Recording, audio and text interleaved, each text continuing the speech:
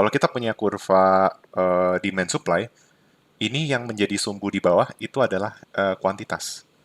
Well, tidak cuma demand supply ya, nanti teman-teman akan bertemu dengan kurva-kurva lainnya, tetapi pada sumbu horizontal ya, pada sumbu horizontal itu menyatakan jumlah unit ya. Jadi misalnya kuantitas barang, input labor, jam bekerja misalnya ya. Itu pokoknya yang berkaitan dengan kuantitas seperti itu ya. Nah, yang di atas itu yang di luar kuantitas. Jadi mungkin bisa kita bilang apa namanya? Yang mempengaruhi ya variabel yang mempengaruhi itu ditaruh di sumbu vertikal seperti itu ya. Ini kan konteksnya misalnya kuantitas dipengaruhi oleh harga barang kan seperti itu. Jadi harga ada di sumbu vertikal seperti itu. Oke.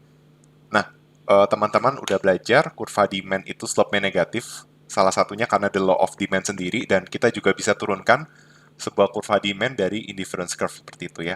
Nah, misalnya saya gambar kurva demand seperti ini ya. Nah, sekarang yang menjadi pertanyaan, teman-teman, ini sebenarnya saya kan pernah menjelaskan, tapi saya ingin menjelaskan kembali gitu ya. Apa namanya? Kita selama ini diajarkan bahwa perbedaan shifting dengan moving adalah seperti ini. Kalau shifting, kurvanya itu kurvanya itu bergeser, artinya dia membentuk kurva yang baru. Ya, misalnya bergeser ke kiri bawah atau ke kanan atas. Ya. Nah, ini yang kita sebut dengan shifting. Tapi pada intinya shifting itu dia membentuk demand function yang baru seperti itu ya. Jadi misalnya ini itu adalah key D sama dengan A min BP ya. Misalnya A1 min BP ya. Nah, ini membentuk intercept yang berbeda ya. Jadi A2 min BP gitu. Nah, yang ini juga interceptnya beda lagi. Mungkin slope-nya juga bisa. Oh ya, kalau slope-nya ini kita asumsikan sama ya. Oke, kita asumsikan sama. Nah, intinya kalau shifting dia apa namanya membentuk kurva yang baru. Nah, yang jadi pertanyaan, kan kita udah tahu ya bahwa shifting itu disebabkan oleh faktor-faktor lain di luar harga barang itu sendiri. Nah, ini yang menjadi alasan kenapa kalau shifting itu kita sebut dia itu dipengaruhi oleh faktor-faktor di luar harga barang. Sebenarnya simpel sekali. Kan kita punya fungsi permintaan yang sederhana ya. Jadi kuantitas demand dipengaruhi oleh harga barang, ya kan? Nah, kita bisa lihat bahwa model ini itu ceteris paribus gitu. Jadi dia hanya mengasumsikan harga barang yang mempengaruhi kuantitas demand. Faktor-faktor di luar harga barang itu dianggap konstan atau masuk ke dalam unsur konstanta. Yang ini nih. Yang ini. Nah, itu alasan kenapa kalau yang berubah itu di luar harga barang itu sendiri, maka kurvanya itu akan shifting karena nilai A-nya itu berubah. Nilai A berubah, berarti key D-nya itu berubah. Fungsi demand-nya itu berubah. Seperti itu. Tapi kalau harga barang yang berubah, berarti yang berubah itu adalah ininya. Oke? Dia tetap dalam P, tapi P-nya itu berubah ya. Misalnya P-nya naik atau turun, sehingga ngefeknya ke key D dalam satuan. Jadi dia nggak membentuk key D yang baru gitu. Dia tetap dalam demand function yang sama gitu. Jadi misalnya dari titik sini ke titik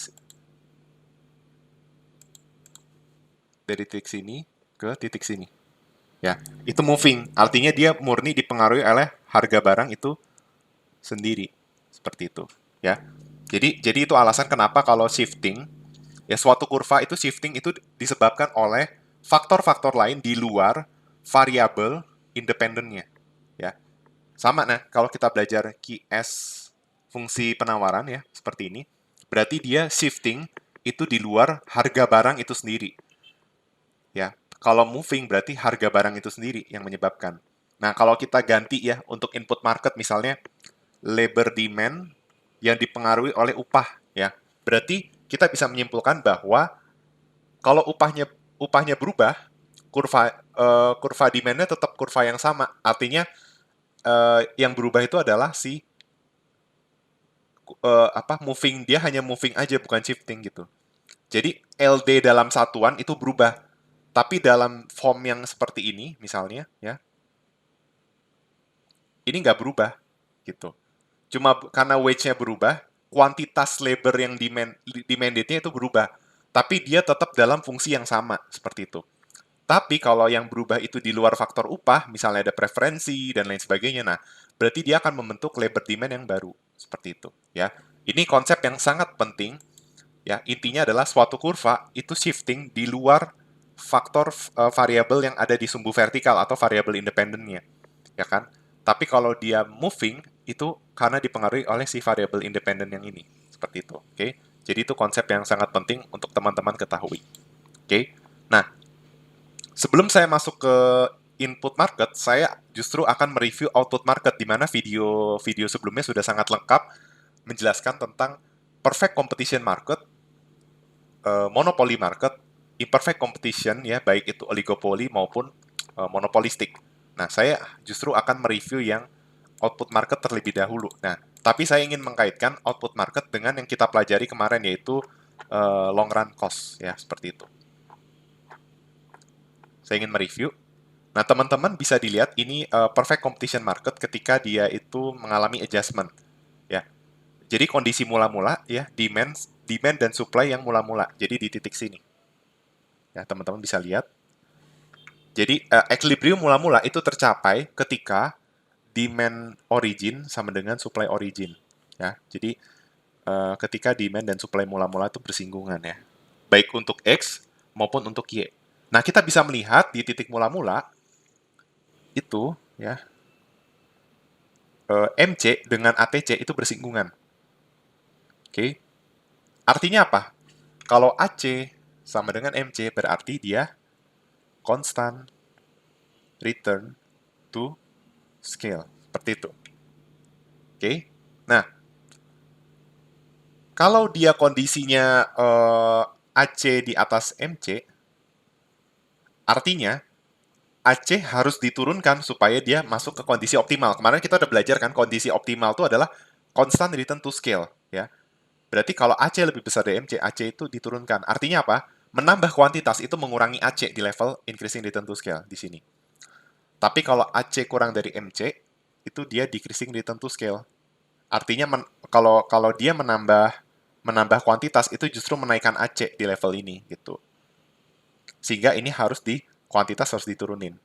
Seperti itu. Kalau ini kan selama penambahan kuantitas AC itu naik.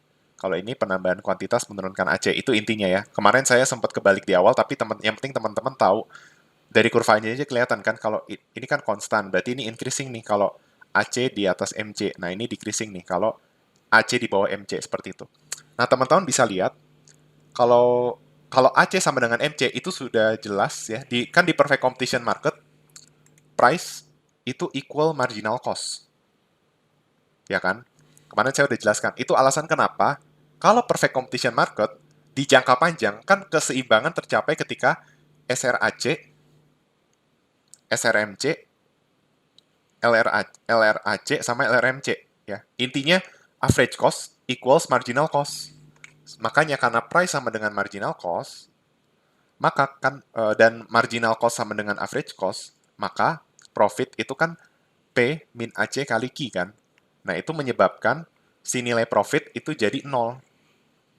Kan P sama dengan MC. MC sama dengan AC. Berarti P sama dengan AC kan.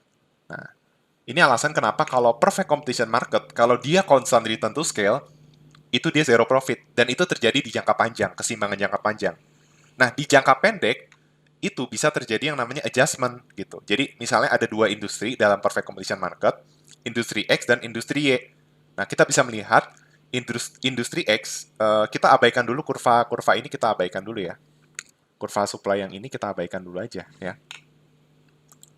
Nah, intinya kita abaikan kurva ini kan di jangka panjang nih ya. Nah, kita lihat ketika terjadi peningkatan industri X itu mengalami peningkatan demand sehingga kurva demand-nya bergeser, sedangkan industri Y demand-nya berkurang. Ya, ini namanya adjustment karena apa namanya, pangsa pasarnya tetap sama. Jadi kalau ada yang bertambah, berarti ada yang berkurang. Nah, ini kasusnya X yang bertambah, Y-nya yang berkurang. Ini bisa kita ganti, misalnya daging sapi dengan daging kambing misalnya. Kan preferensinya sama-sama daging, tapi yang sapi meningkat, yang kambing itu turun. Seperti itu. Nah, kita bisa melihat bahwa ketika terjadi peningkatan demand, berarti average cost itu akan meningkat. Kan tadinya udah constant return to scale kan? Berarti kalau ini adalah skala ekonomis ya, kita kan udah belajar ya. Dari titik mula-mula si kurva AC sampai dia berada di titik minimum itu adalah economies of scale. Artinya penambahan produksi itu mengurangi average cost. Ya, jadi economies of scale itu increasing return to scale dan constant return to scale seperti itu. Karena penambahan kuantitas itu masih mengurangi AC, ya kan? Nah, apa yang terjadi ketika di CRTS terus tiba-tiba ditambah kuantitasnya? Maka dia memasuki daerah diseconomies of scale. Diseconomies of scale. Atau dia mengalami decreasing return to scale. Kita seringkali kalau teman-teman kemarin udah paham, oh kalau CRTS dia optimal karena AC-nya udah minimum. Oh kalau IRTS dia belum optimal karena menambah kuantitas masih mengurangi AC.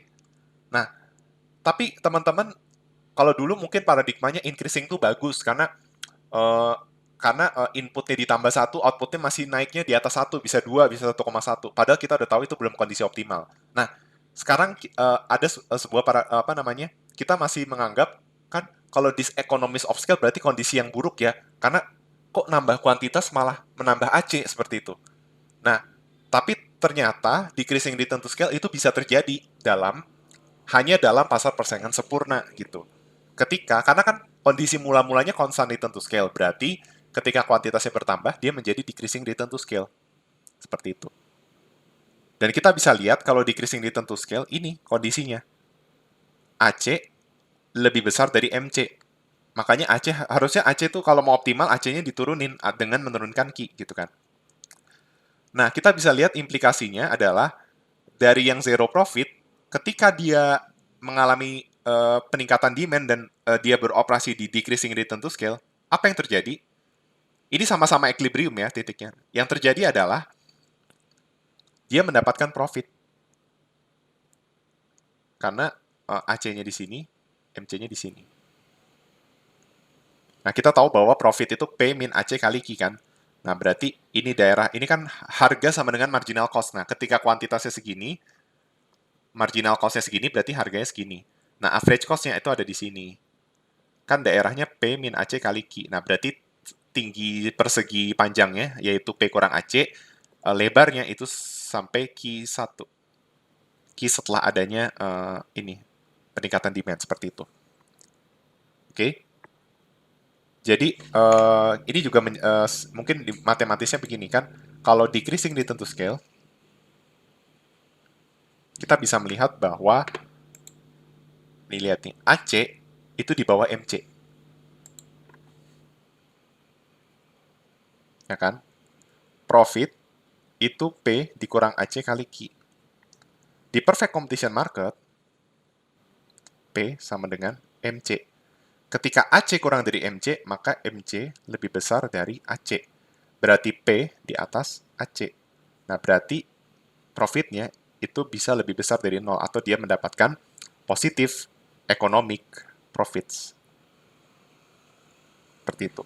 Oke. Nah, yang unik adalah dulu kita belajar ya, pasar persaingan tidak sempurna itu dia beroperasi di increasing return to scale. Ingat, pasar persaingan tidak sempurna itu selalu beroperasi di increasing return to scale. Satu-satunya bentuk pasar persaingan tidak sempurna yang tidak beroperasi di increasing return to scale itu hanya satu, yaitu monopoli dengan first degree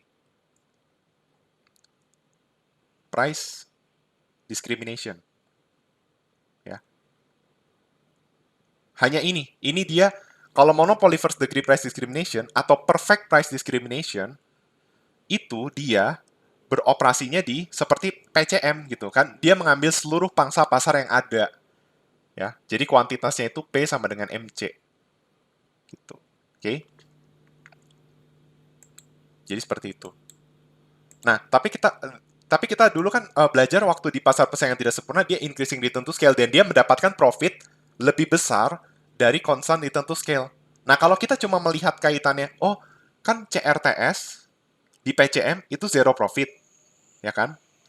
Kalau DRTS, akibat peningkatan demand, dia positif economic profit kan? Nah, tapi ini kalau kita kaitkan begini, berarti kan increasing return to scale, berarti apa? Kan logikanya kalau decreasing positif, constant itu zero, berarti increasing itu negatif profit, negatif economic profit. Nah, tapi ini bertentangan dengan kalau di IPCM. Di IPCM, mereka beroperasi di RTS itu mendapatkan positif economic profit yang lebih besar daripada perfect competition market. Kalau kita bandingkan dengan kondisi di zero profitnya dia. Seperti itu. Nah, kita akan belajar kenapa sih di IPCM, kan di pasar persaingan tidak sempurna, increasing return to scale, itu justru dapat positif economic profit dengan membandingkan kondisi PCM yang beroperasi di constant return to scale yang mendapatkan zero economic profit. Nah, kenapa ya di jangka panjang, kalau di imperfect competition, increasing return to scale itu dapat positif economic profit, sedangkan di pasar persaingan sempurna, justru increasing return to scale itu mendapatkan negatif economic profit. Nah, bisa kita lihat di kurvanya. Kan kondisinya berbeda ya. Kalau dia CRTS itu zero, DRTS itu positif. Nah, IRTS itu justru negatif economic profit. Kenapa? Karena IRTS di PCM itu terjadi karena demand-nya itu shifting to the left, ya kan? Atau demand-nya berkurang. Berarti kan kondisi mula-mulanya itu di sini AC sama dengan MC. Nah, sedangkan ketika kuantitas berkurang, kondisinya menjadi apa? Ini AC, AC di atas MC. Nah, padahal di PCM itu P sama dengan MC. Ya kan? Berarti nih, increasing return to scale itu ketika, coba kita lihat ya, increasing return to scale itu ketika si AC di atas MC. Ya kan? Nah, sedangkan di PCM, Perfect Competition Market, price itu sama dengan marginal cost. Nah, kan profit adalah P dikurang AC dikali Q ya. Nah, kalau P sama dengan MC berarti AC lebih besar dari P. Atau berarti P di bawah average cost. Kalau ini di bawah average cost berarti ini hasilnya adalah negatif. Negatif kali positif berarti negatif, maka profit menjadi di bawah 0. Sehingga memang betul kalau di PCM, increasing return to scale akibat penurunan demand, itu menyebabkan loss, kerugian. Berbeda sama di imperfect competition market. Karena penetapan kuncinya kuncinya letak perbedaan PCM IPCM. Kenapa kalau increasing di PCM rugi, kalau di imperfect seperti monopoli oligopoli dia untung. Kuncinya cuma di sini. Kuncinya dari penetapan kuantitas dan harga. Karena kalau di PCM maximizing profit tetap terjadi, tapi kuantitasnya itu harus P sama dengan MC. Nah, kita udah belajar P sama dengan MC ini sebagai kondisi efisiensi ya. Nih, kalau teman-teman lupa, P sama dengan MC itu adalah efisiensi dari perfect competition market. Ya, ini artinya dia memproduksi sesuai dengan apa yang orang inginkan. Atau ini kita sebut dengan efisiensi mix output. Di mana harga itu mencerminkan willingness to pay dari si konsumen, dan marginal cost itu merefleksikan opportunity cost dari produksi barang tersebut. Jadi kayak kondisi equilibrium gitu ya. Willingness to pay equals dengan opportunity cost-nya, seperti itu. Kuncinya di sini, ya. Sedangkan kalau di imperfect competition market, mereka itu sebagai price taker, bukan price maker. Jadi price itu tidak sama dengan marginal cost, dan price itu juga tidak sama dengan marginal revenue. Kita udah belajar, kalau di PCMP itu konstan di equilibrium, kalau imperfect competition market, harga itu tidak konstan. Harga itu merupakan inverse demand function. Kita tahu bahwa demand function itu bentuknya bisa linear, bisa non-linear, tapi umumnya itu yang linear, yang gampang. Ya. Saya sedikit review kenapa P tidak sama dengan MR, karena ini. Kan kalau di PCM, TR sama dengan P konstan Q. Berarti MR itu adalah turunan TR terhadap Q. Hasilnya adalah P yang konstan. Kalau di PCM, TR PQ kali Q gitu ya. Di mana PQ-nya ini bisa A min BQ gitu kan. Berarti TR-nya itu adalah misalnya AQ min BQ kuadrat. Berarti MR adalah A min 2BQ. Lihat nih, MR dengan harga itu berbeda gitu. Tidak, makanya P tidak sama dengan MR, P juga tidak sama dengan MC. Tetapi dia menetapkan harga di atas marginal cost. Ya kan? Kalau di PCM, P sama dengan MC ini melambangkan dia itu price taker. Ya kan? Nah, kalau di apa namanya? Kalau di imperfect competition market, harga di atas marginal cost. Nah, ini dia price maker dan kita bisa lihat selisihnya ini ya. Misalnya harusnya harga itu kan sama dengan marginal cost. Nah, tapi ketika harga lebih besar dari marginal cost, maka selisihnya ini ya, selisih dari apa namanya? Selisih dari harga dan marginal cost. Ini kalau nanti teman-teman belajar mikroekonomi 1, ekonomi industri ini kita kenal dengan markup price. Semakin persaingannya tidak sempurna, ini tuh semakin tinggi nih. P dikurang MC-nya. Karena kan definisi dari imperfect competition market itu adalah sebuah pasar yang memiliki kemampuan untuk mengontrol harga, mempengaruhi harga, ya kan? Berarti pengaruh dia seberapa kuat pengaruh dia mempengaruhi harga itu dicerminkan dari selisih dari harga dikurang marginal cost. Gitu. Itulah sebabnya kenapa di imperfect competition market marketnya lebih inelastis karena apa namanya? Ya marketnya lebih inelastis daripada si PCM yang elastis sempurna seperti itu. Dia tidak kurang responsif terhadap perubahan harga sehingga harga yang ditetapkan itu bisa lebih tinggi. Seperti itu. Nah, untuk membuktikannya kita akan melihat kurva dari jadi sekarang kita dapat kesimpulan bahwa di PCM saya akan mereview apa yang sudah kita pelajari. Di PCM itu umumnya mengalami CRTS. Kalau ini di jangka panjang pasti CRTS. Nah, tapi intinya kalau di jangka pendek dia bisa IRTS, bisa DRTS. Kalau decreasing return to scale dia dapat positive economic profit. Kalau increasing return to scale dia mendapatkan negative economic profit. Seperti itu. Kalau imperfect competition market semuanya itu IRTS dan dia mendapatkan economic profit seperti itu. Yang nggak IRTS yang nggak IRTS ya atau yang CRTS itu hanya satu yaitu monopoli dengan first degree price discrimination atau perfect price discrimination. Cuma ini.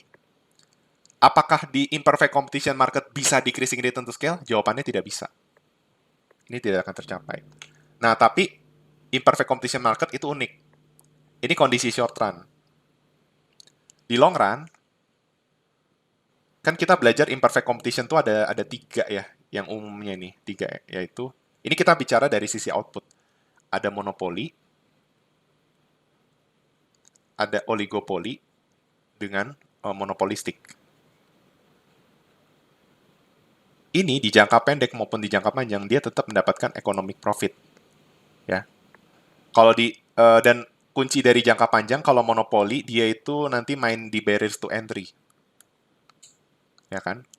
Apa itu barriers to entry? Barriers to entry itu berarti dia menghalangi pesaing baru itu untuk masuk ke dalam pasar. Ya. Kalau oligopoli di jangka panjang itu kita bisa melihat bahwa oligopoli itu malah bisa seperti monopoli ya. Kalau dia melakukan collusion.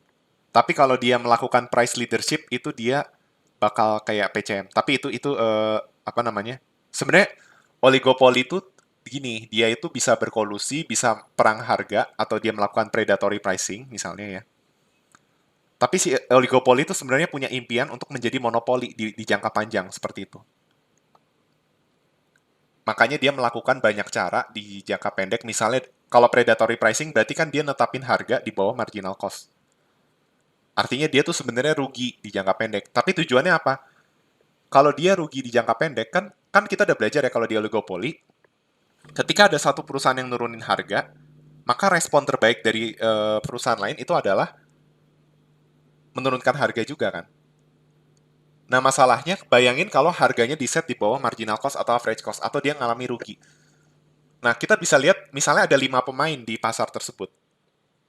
Ada pemain A, pemain B, pemain C, pemain D, pemain E. Misalnya pemain A udah netapin harga di bawah marginal cost, kita bisa bayangkan B, C, D, E itu bisa kemungkinan besar harusnya ngikutin si A. Tapi mungkin bisa aja dia nggak ngikutin A gitu, karena dia nggak sanggup rugi. Nah, tapi yang jelas kalau seandainya ada perusahaan yang netapin harga nggak di bawah marginal cost, itu kemungkinan besar demand-nya udah berkurang, bahkan sampai nggak ada. Dan itu mematikan industri pasar lainnya atau perusahaan lainnya. Dan di jangka panjang itu membuat si pesaingnya itu keluar. Gitu kan. Atau kalau seandainya pesaingnya ngikutin si A, apa yang terjadi? Tergantung. Kalau pesaingnya nggak punya modal yang cukup, mati juga. Gitu. Ini juga mungkin bisa mati. Sehingga dia nanti jadi monopoli di jangka panjang. Ya ini juga menjadi, kalau teman-teman belajar ekonomi industri itu juga dijelaskan gitu ya soal predatory pricing. Itu sebabnya kalau teman-teman mikir ya, misalnya kayak, sebaiknya di Indonesia itu, misalnya kita kenal yang paling terkenal tuh Grab dan Gojek kan.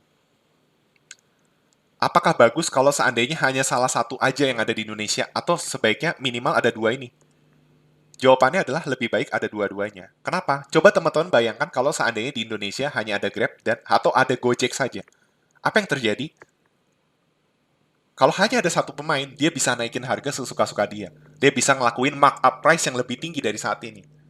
Dan konsumen nggak punya pilihan. Kita sudah tergantung dengan belanja menikmati fasilitas Gojek atau Grab itu. Ya kita butuh kita butuh naik mobil tapi kita nggak punya mobil misalnya, atau punya mobil tapi males nyetir, kan udah ketergantungan kan, kita udah dibikin tergantung. Mau beli makan, apalagi lagi COVID gini, kita nggak boleh keluar rumah, akhirnya kita beli GoFood atau GrabFood, ya kan? Kita udah tergantung, jadi kalau seandainya hanya ada salah satu pemain, kita mau nggak mau harus pakai itu gitu. Dan dia bisa netapin harga seenak-enaknya, inelastis lah. Kan kalian nggak punya pilihan gitu. Ya, seperti itu.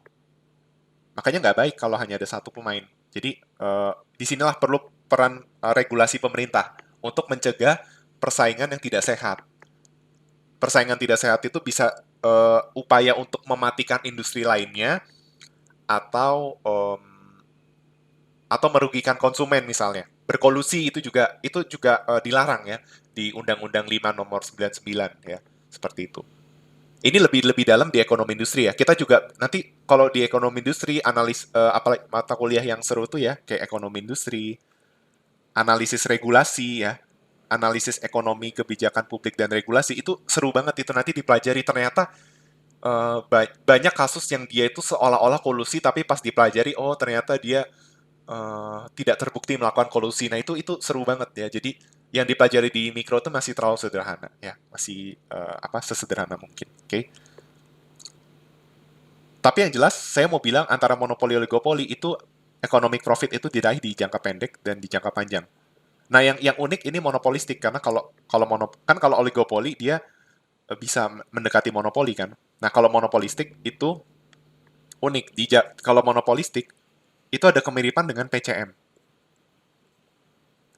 Ya, nanti kita akan lihat di kurva. Apa kemiripannya? Kemiripannya di jangka pendek, mungkin saya pakai warna yang berbeda. Kan tadi belajar ya kalau di PCM, kita bandingkan dengan PCM. Di jangka pendek, itu sama-sama bisa eh, positif economic profit atau negatif economic profit. Baik monopolistik maupun PCM itu bisa mengalami positif economic profit atau negatif economic profit. Kalau di jangka panjang, itu zero economic profit. Sama persis dengan PCM. Ya. Dan kalau teman-teman bertanya, kan monopolistik itu imperfect competition. Kenapa dia kondisinya bisa mirip PCM? Sekalipun monopolistik melakukan diferensiasi produk dan sebagainya, asumsi yang membuat monopolistik itu di jangka panjang bisa mirip PCM adalah jumlah pemain, seperti itu. Dan bisa aja di jangka panjang inovasi itu udah nggak terlalu udah mungkin udah terlalu jenuh, jadi ya udah produknya nggak ada inovasi lagi. Nah, itu menyebabkan profitnya itu zero economic profit seperti itu. Itu mungkin bisa menjelaskan ya kenapa monopolistik itu mendekati PCM apa kondisinya, dan di jangka panjang zero economic profit gitu. Nah, tapi yang unik itu adalah kan di PCM tadi kita udah belajar ya. Ketika dia positif economic profit, dia itu decreasing return to scale. Nah, di monopolistik, positive economic profitnya gimana? Dia increasing return to scale. Negative economic profit juga increasing return to scale. Di PCM itu IRTS. Nah, di jangka panjang, zero economic profit itu di PCM itu CRTS. Nah, di monopolistik gimana? Di monopolistik tetap IRTS. Gitu. Ya, jadi apapun kondisinya di monopolistik, baik di jangka pendek maupun jangka panjang, dia tetap beroperasi di increasing return to scale. Dan ini sesuai dengan karakteristik pasar persaingan tidak sempurna. Seperti itu. Oke? Dia selalu beroperasi di increasing return to scale. Sehingga lihat rugi atau enggaknya dari selisih P sama AC gitu. Jadi sama-sama IRTS, bedanya kalau positif berarti harganya di atas average cost gitu aja. Kan profit itu sama dengan P min AC kali Q kan. Nah, berarti kalau dia positif, itu nilai ini harus positif. Berarti P harus di atas AC gitu kan. Terus kalau misalnya dia itu negatif ya, kalau misalnya dia negatif, berarti itu karena P-nya di bawah AC gitu. Nah, kalau di jangka panjang, IRTS dia zero economic profit. Kenapa? Karena P sama dengan AC. Seperti itu. Karena tadi kita sudah melihat kurva dari PCM, sekarang saya ingin menunjukkan kurva di monopolistik.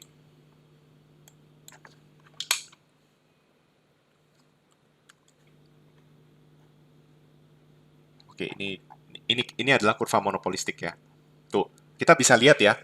Kan CRTS itu ada di sini. Ya, di titik pink ini nih. Ini CRTS nih.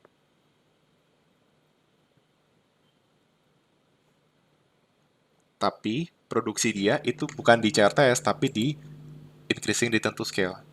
Misalnya di titik sini nih.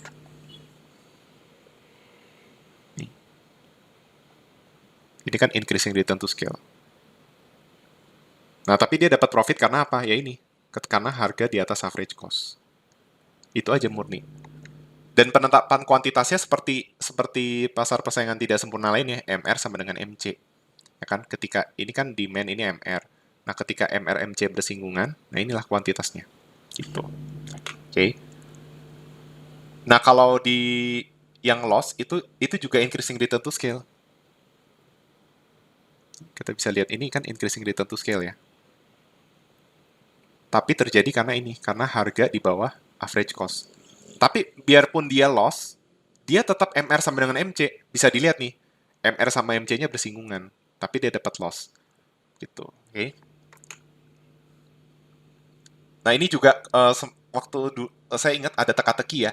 Apakah MRMC itu selalu menunjukkan profit maksimum atau bukan ya? Saya nggak tahu teman-teman apakah ada yang mencari jawabannya atau enggak, tapi saya rasa itu sangat berharga kalau teman-teman bisa ketahui. Saya nggak akan kasih tahu jawabannya secara jelas karena apa? Karena ini sebenarnya mungkin nggak banyak orang cari tahu, tapi ini konsep yang sederhana. Jadi di matematika pun ada, dan seharusnya Anda juga ketahui. Dan saya sudah sempat bahas ini di video sebelumnya. Jadi saya minta teman-teman, kalau memang pengen tahu jawabannya, apakah MRMC itu hanya menunjukkan profit maksimum atau ada maksud lainnya, silakan teman-teman kunjungi video matematika sebelumnya. Clue-nya itu kalau nggak salah saya bahas di optimisasi atau di fungsi kubikel, saya lupa ya. Teman-teman cari tahu aja. Saya sudah bahas itu. Oke. Nah, jadi ini buktinya ya, kalau di monopolistik dia sama-sama bisa positif economic profit ataupun negatif economic profit. Tetapi dia itu tetap increasing return to scale. Oke. Nah, di jangka panjang dia tetap increasing return to scale. Kita bisa lihat, kan CRTS tuh di sini. Ya, CRTS kan di sini. Dia produksinya di sini, di increasing return to scale. Nah, tapi kalau di jangka panjang, saat saat jadi MR sama dengan MC itu kan kuantitasnya. Nah, ini tuh si kurva AC bersinggungan dengan demand sehingga ini P sama dengan AC menyebabkan zero economic profit itu. Ya, jadi terbukti ya bahwa di monopolistik dia sama-sama increasing return to scale apapun kondisinya. Jadi ngeliat profit atau enggaknya dari selisih harga dan average cost aja seperti itu. Nah, sekarang yang saya mau tunjukkan ke monopoli monopoli ya, monopoli dan oligopoli.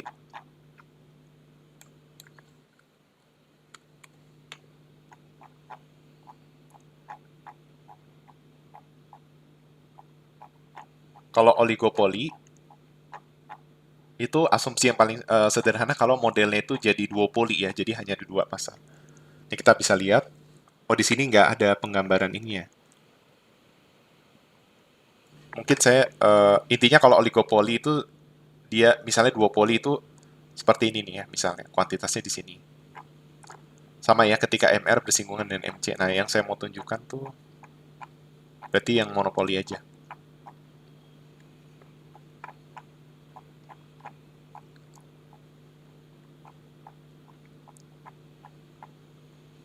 Ini perbedaannya ya. Tuh di monopoli MR sama dengan MC. Jadi ini MC-nya. Nah, ini kebetulan kasusnya MC sama dengan AC. Saya ingatkan lagi ya. MC sama dengan AC always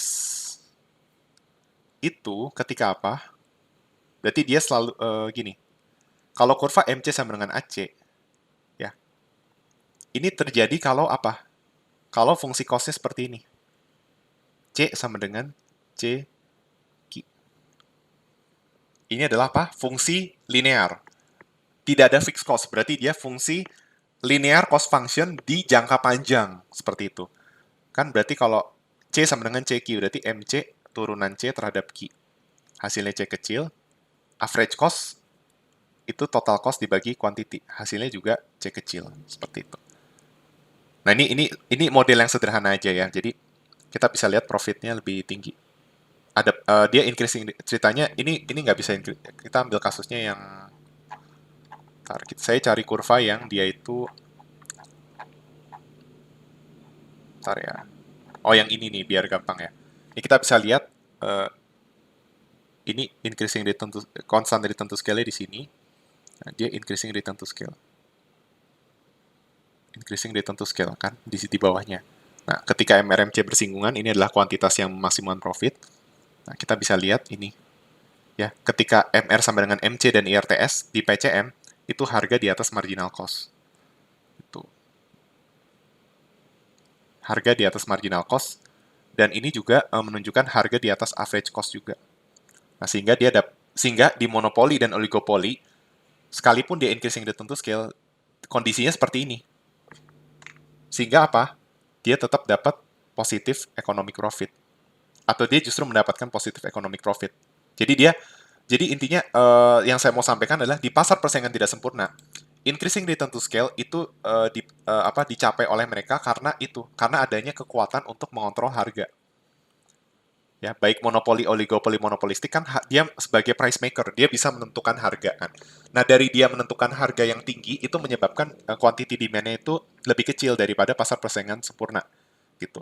Nah, di pasar persaingan sempurna itu kan kuantitasnya di sini level QE. Nah, kalau di PCM, Q-nya di bawah QE.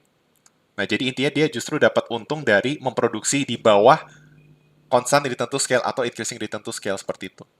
Itu yang saya mau sampaikan. Berbeda sama PCM. Kalau PCM, IRTS-nya itu bukan terjadi. Jadi ini ya, mungkin biar biar gampang. Di imperfect competition market, increasing return to scale itu terjadi karena ini, kemampuan dia untuk menetapkan harga.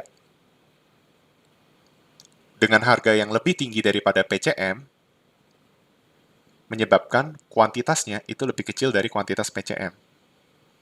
Nah, dari sinilah dia dan dari kondisi ini dia mencapai ini, P di atas MC, P di atas AC. Kita tahu bahwa ketika P kurang dari MC lebih besar dari P kurang MC itu adalah markup price-nya.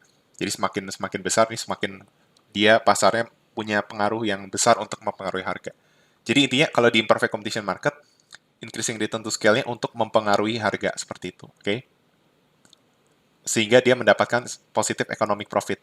Sedangkan kalau di PCM, increasing return to scale itu bukan karena dia bisa mempengaruhi harga gitu intinya ya. Jadi ketika di IRTS di PCM, itu terjadi bukan karena ini, bukan.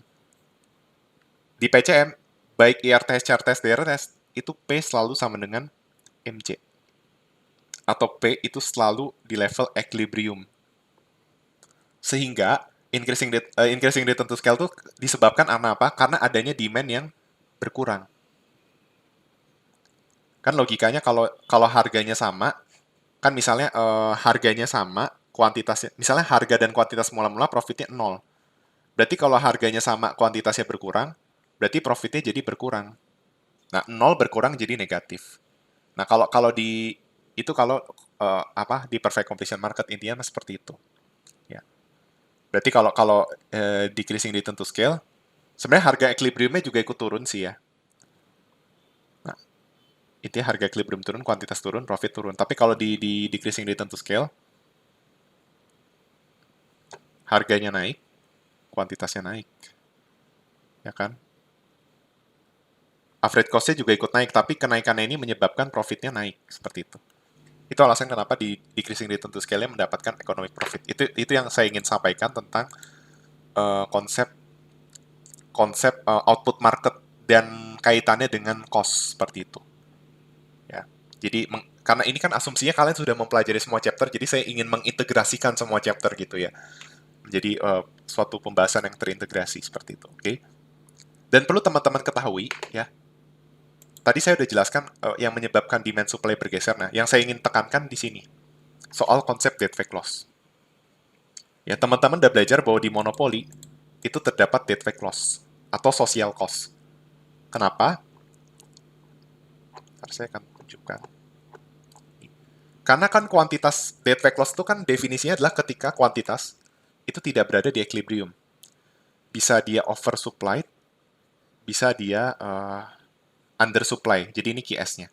Nah, kita bisa lihat bahwa di imperfect competition, khususnya misalnya monopoli ya, kita ambil contoh, kuantitasnya di bawah equilibrium. Sehingga menyebabkan dia terjadi ini dead fake loss. Oke. Ada welfare yang hilang seperti itu. Oke. Dan itu dipengaruhi dari sisi supply. Seperti itu. Oke. Jadi intinya yang mau saya sampaikan dead fake loss itu terjadi karena si supply-nya berubah. Bisa dia supply-nya shifting to the left. Ya, biar gampang saya gambar di sini. Ini review chapter 34 ya, demand supply ya, dikaitkan sama ini. Jadi dead fake loss itu kan bisa undersupply, bisa oversupply. Tapi intinya karena si kurva supply-nya yang bergeser ya.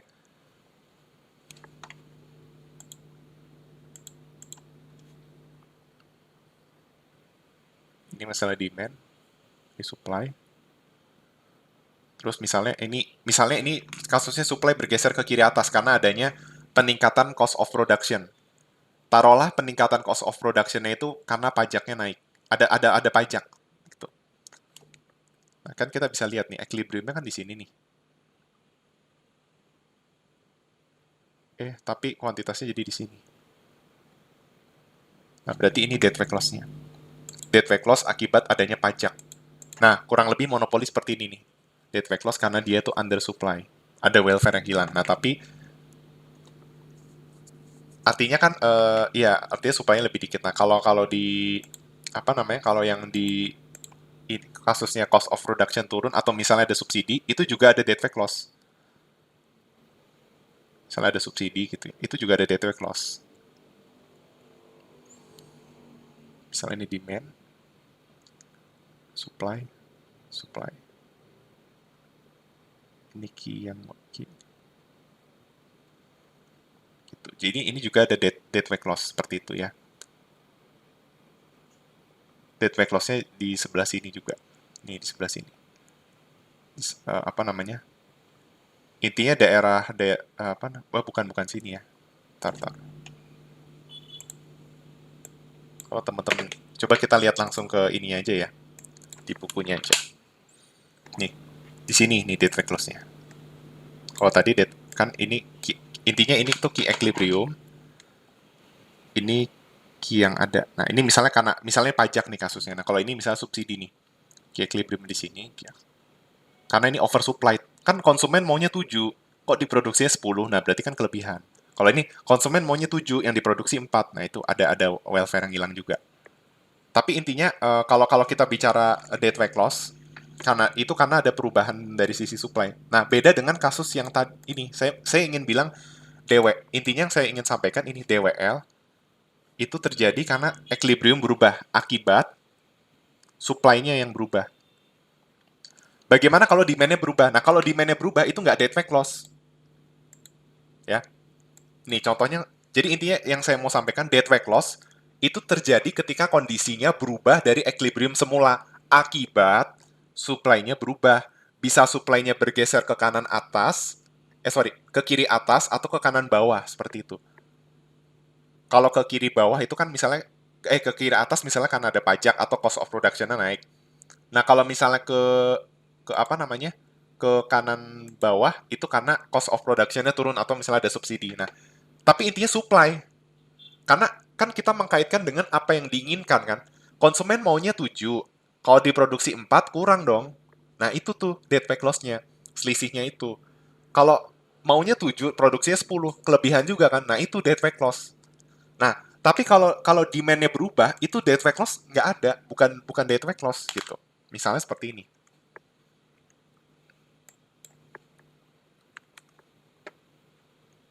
Ntar ya.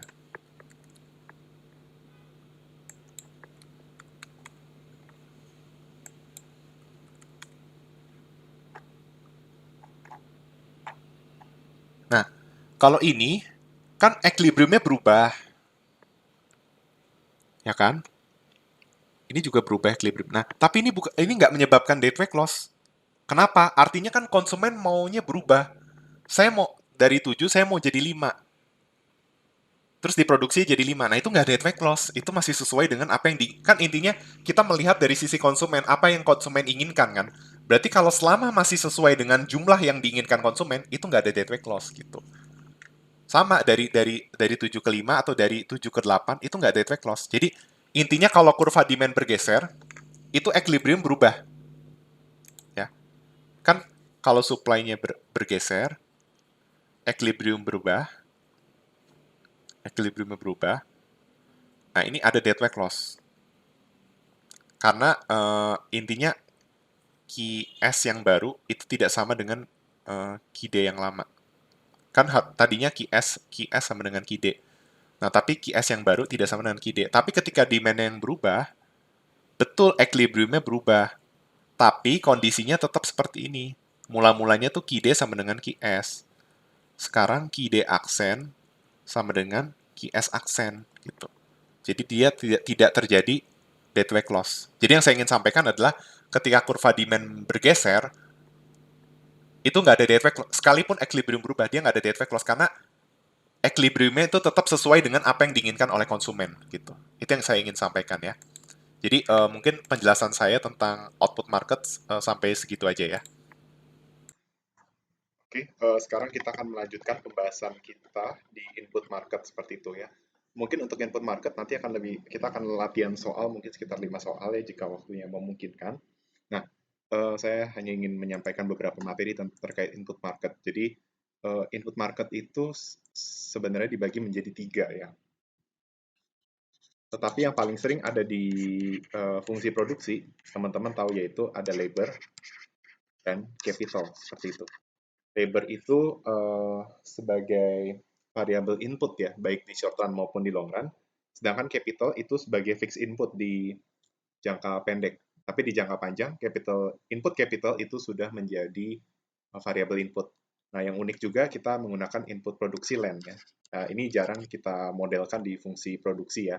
Umumnya produksi itu seperti ini, I, K, L, seperti ini. Ya, jadi produksi yang dipengaruhi oleh capital dan labor seperti itu. Oke, yang perlu dipelajari di input market ya, ada beberapa konsep, saya nggak akan jelaskan terlalu detail ya.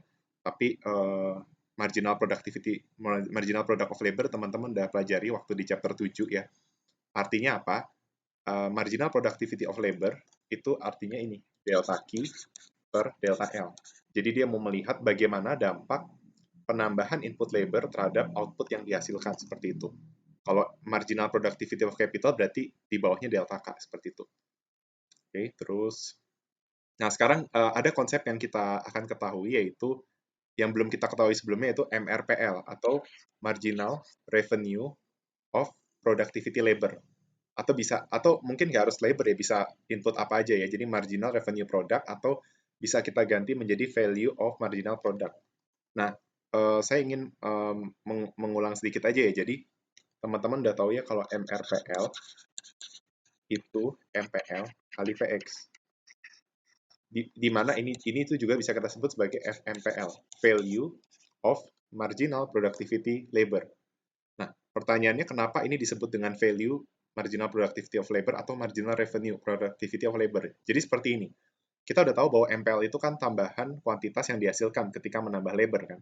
Nah, misalnya anggap kalian sebagai labor ya. Ketika perusahaan menambah kalian sebagai labor, perusahaan itu mendapatkan tambahan unit sebesar 30 unit. Ya, jadi dengan kamu bekerja, produksi perusahaan itu bertambah sebesar 30, yang berarti marginal productivity labor kamu itu 30.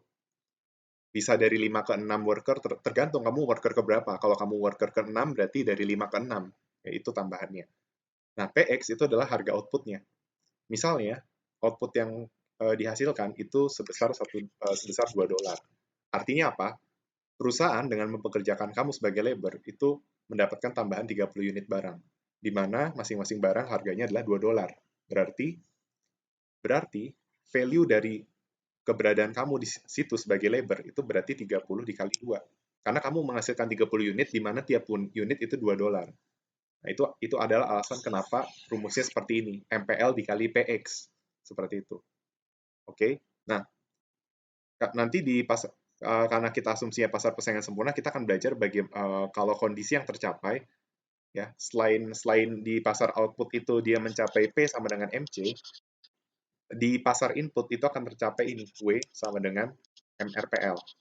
Ya, artinya setiap pekerja itu diberikan upah sesuai dengan kontribusinya dia terhadap perusahaan, seperti itu.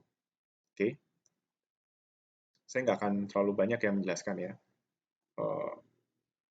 Jadi sebenarnya kurva, karena MRPL itu adalah MPL kali PX, jadi kurvanya bentuknya sama persis ya. Naik turunnya, bedanya ya MRPL itu dikali PX, jadi apa namanya, satuannya aja yang berbeda, tapi secara bentuk pasti sama persis, seperti itu. Ini asumsinya juga pasar persaingan sempurna ya, di mana harga outputnya konstan. Oke. Jadi itu input labor.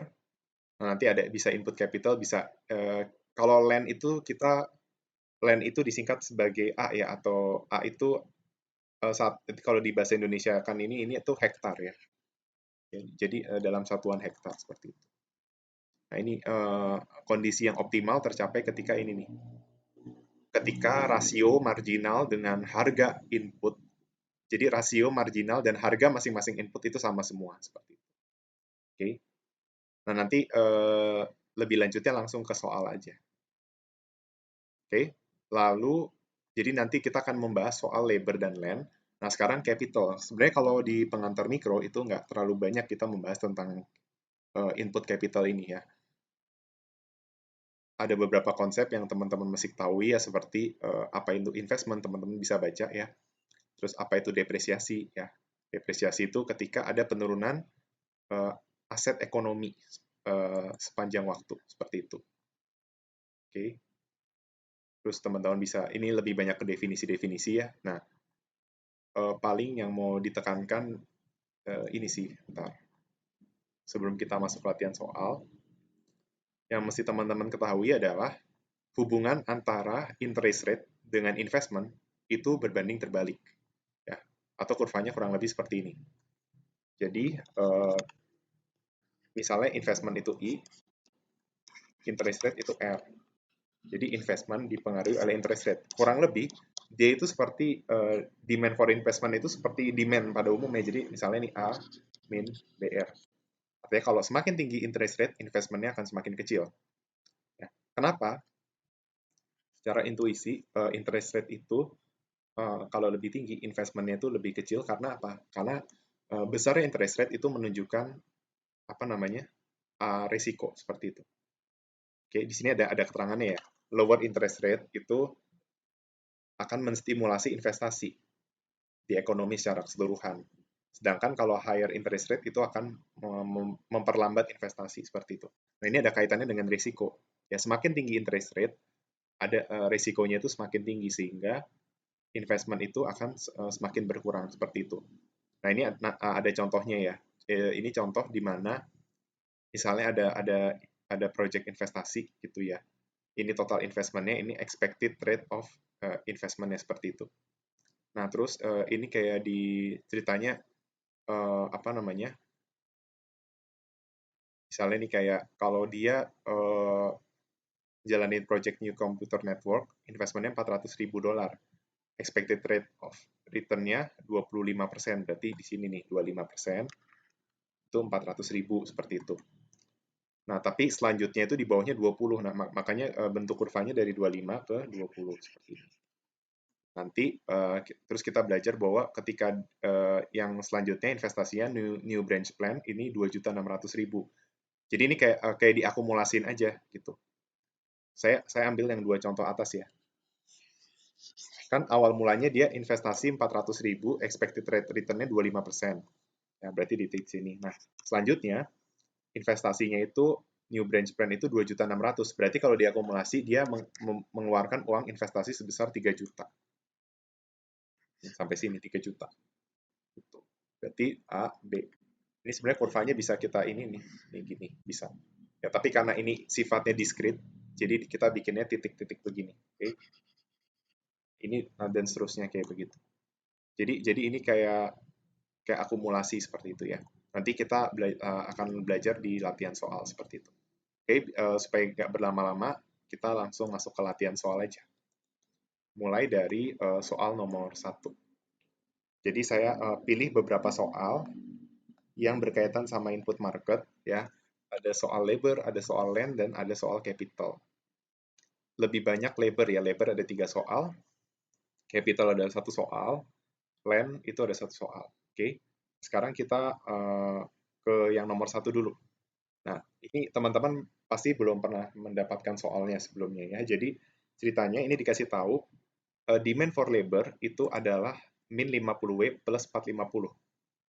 Nah, ini sudah sesuai dengan the law of demand ya, di mana slope dari si fungsinya itu negatif. Ya kan? Kan labor itu dipengaruhi oleh upah. Berarti slope-nya dia itu delta L per delta W. Bener ya, dia negatif. Berarti sesuai dengan kurva demand. Nah, supply-nya itu 100W. Nah, teman-teman mesti tahu bahwa yang membedakan supply dan demand kalau di input market atau di labor, itu demand for labor berarti kita lihat dari sisi firm-nya ya. Jadi kita bisa lihat bahwa semakin tinggi upah, maka labor yang diminta oleh masing-masing perusahaan itu akan semakin sedikit. Tapi kalau di supply, ini stopnya positif. Semakin tinggi upah, semakin banyak yang mau bekerja. Ya, ini karena dia L kecil, ini kita asumsikan dia seharusnya bukan market ya, tapi di soal dibilangnya dia market. Jadi ya udahlah. Jadi ceritanya kondisi di market gitu ya. Nah, intinya kita disuruh mencari equilibrium level untuk upah dan labor di market. Ini sebenarnya sama aja kayak soal demand supply disuruh nyari kuantitas dan harga equilibrium. Bedanya kuantitasnya diganti dengan labor, harganya itu diganti dengan harga input atau wage seperti itu. Maka equilibriumnya itu bisa kita cari dengan seperti ini. Oke.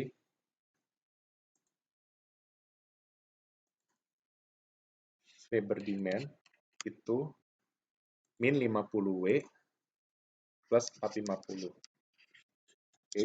Terus labor supply-nya itu adalah 100W. Nah, berarti equilibrium tercapai ketika demand sama dengan supply, ya kan? Berarti minus 50W, ya. Jadi ngerjainnya sama seperti biasa ya. Minus 50W ditambah 450 sama dengan 100W. Oke. Ini ini pindah ke sini jadi 150W, ini 450. Maka kita mendapatkan wage equilibrium itu sebesar $3. Seperti itu. Oke. Nah, berapa labor equilibriumnya? Nah, labor equilibriumnya itu tinggal kita masukin ke salah satu fungsi. Ya, misalnya ke fungsi mula-mula bisa ke labor supply atau labor demand. Misalnya ke labor supply aja biar gampang. Fungsinya 100W berarti 100 kali 3, berarti ada 300 labor yang akan bekerja di kondisi equilibrium. Seperti itu. Oke. Nah, sekarang kalau soal A mungkin teman-teman pada bisa ngerjain ya, masih gampang ya. Nah, sekarang yang B.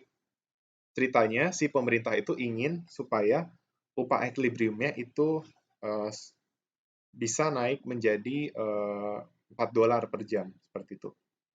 Sebenarnya gini, equilibriumnya nggak naik ke 4, tapi pemerintah expect bisa 4 gitu. Artinya pemerintah mengeluarkan effort seolah-olah wage-nya itu akan naik sebesar 4. Yang berarti pemerintah itu memberi statement B ini sebenarnya ingin memberitahukan bahwa pemerintah itu ingin mensubsidi sisanya gitu. Dari 4 kurang 3 berarti si pemerintah ingin memberikan subsidi $1 per jam untuk masing-masing pekerja. Nah, ditanyanya berapa subsidinya yang harus diberikan, terus level employment yang baru seperti apa, dan berapakah subsidi yang akan dibayarkan oleh pemerintah. Maka langkah yang harus dilakukan adalah mencari subsidinya terlebih dahulu. Subsidi itu sebesar 4 dikurang wage equilibrium. Nah, wage equilibriumnya $3. Berarti subsidinya adalah $1. Oke.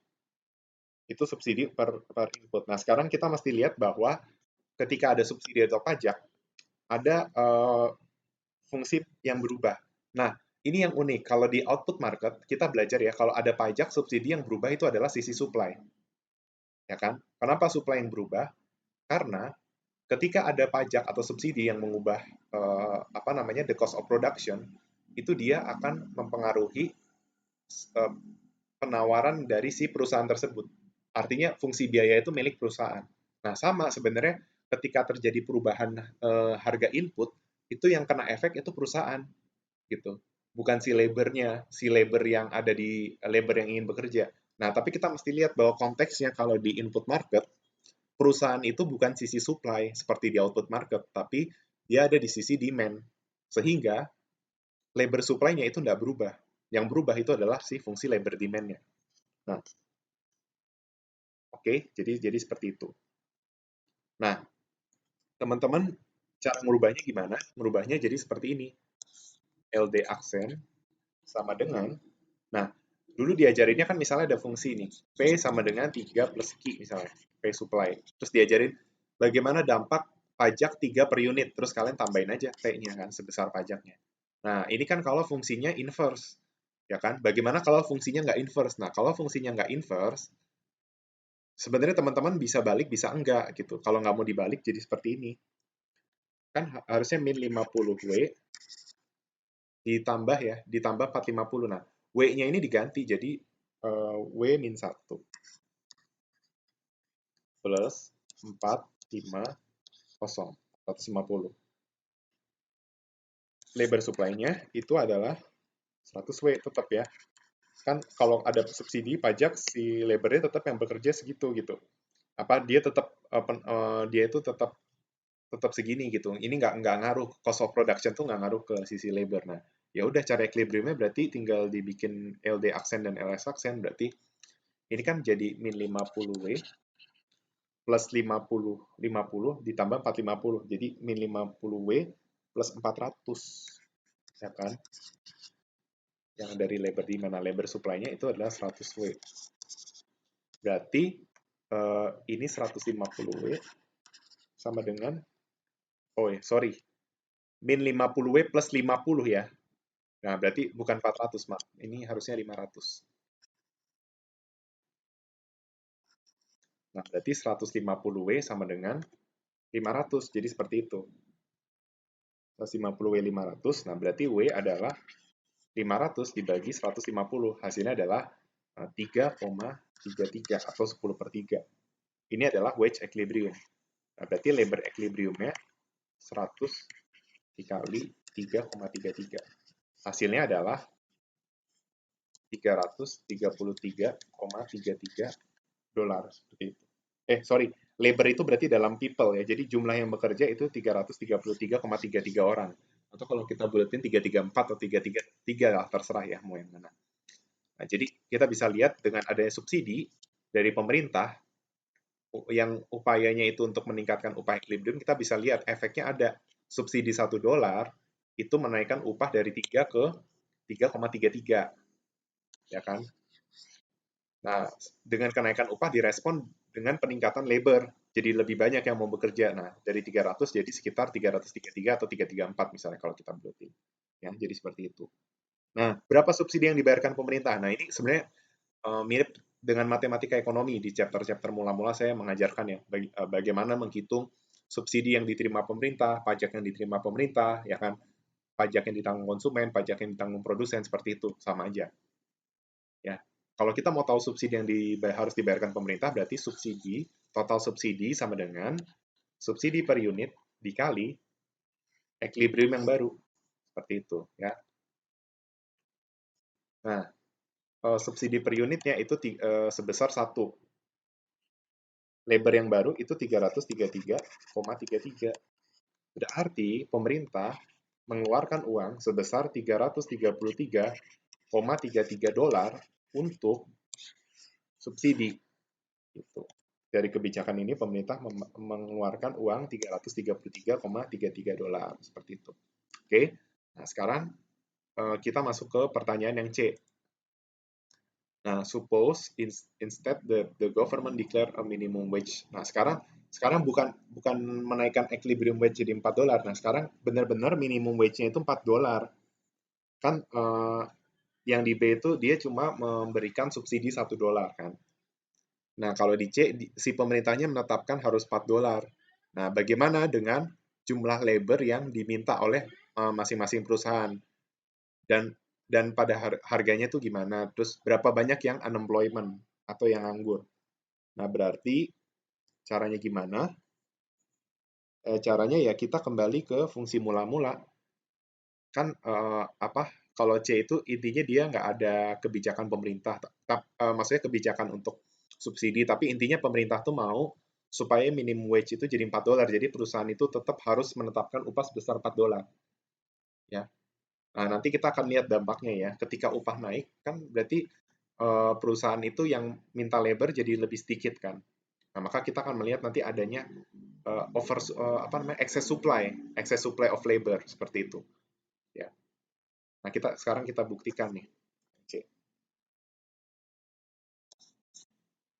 Oke, yang C seperti ini. Berarti kan tadi L sama dengan min 50W. Nah, sekarang W-nya jadi 4 ditambah 450. Ini labor demand ya. Nah, berarti dapat labor yang diminta itu sebesar 250. Nah, sekarang labor supply. Rumus dari labor supply itu 100W. Atau 100 kali 4. Hasilnya adalah 400. Nah, kita bisa lihat tadi equilibrium-nya itu labornya ada di ada yang 300 ya, yang mula-mula 300. Setelah ada subsidi 333,33. Nah, sekarang kita bisa lihat ketika upah equilibrium-nya bukan 3, bukan 3,33 tapi 4, ya minimum wage-nya 4, itu yang bekerja jadi lebih banyak nih. Yang bersedia untuk bekerja 400 orang. Tapi si perusahaan itu cuma mau ngambil 250 pekerja. Nah, disinilah ada excess supply. Gitu. Excess supply-nya ini, jadi excess supply of labor, ini yang kita sebut dengan unemployment. Seperti itu.